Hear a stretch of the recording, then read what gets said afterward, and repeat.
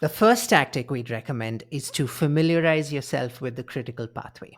And by the critical pathway, we mean all of the steps that users have to take in order to complete paying you for the first time and actually becoming a customer.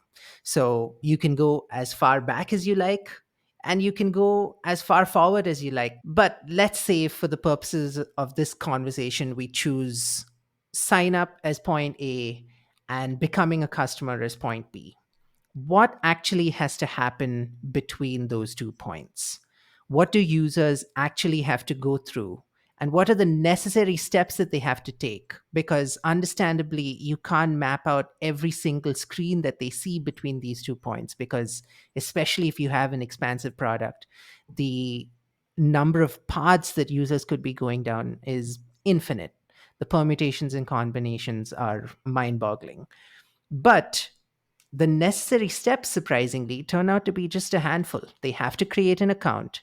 They have to set a password. They have to find value in some way. There's some activities there. Then they have to go through your billing flow. They have to press an upgrade button, provide card details.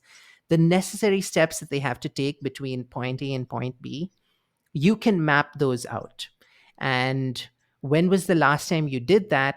When was the last time you looked at how many users make it from one step to the next? What's the drop off like between each step in the critical pathway?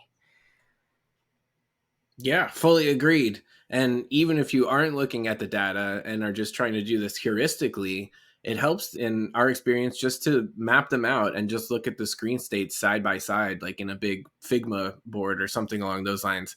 But there are a lot of, generally speaking, a lot of overlooked points of friction, especially in your sign up experience itself, that are just kind of sitting there collecting dust. Another one is like so many times you see a sales survey asking how many employees are at your company and so on and so forth.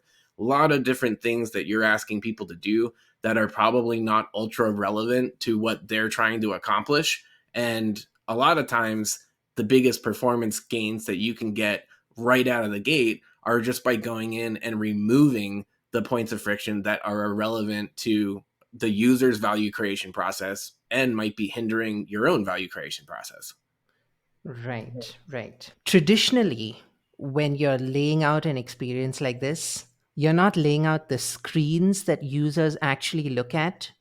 You're abstracting away from the real experience and coming up with some kind of model like a user journey map in order for users to get to another abstract concept, the aha moment. Then they would have to go through these steps. How many people are actually making it through these steps? We are not recommending that. We are recommending actually laying out the screens in the Figma canvas. Lay out the screen side by side. And rather than thinking about aha moments, think about conversion. And instead of thinking about time to value, manufacturing a valuable milestone super early in the user journey, instead think about momentum. Think about how easy it is from users to move from one step to the next, even if it is an 8 step process. How can you keep that momentum going all the way to conversion rather than just an abstract aha moment or a manufactured step 2 that you think might be valuable to users, but you don't actually know?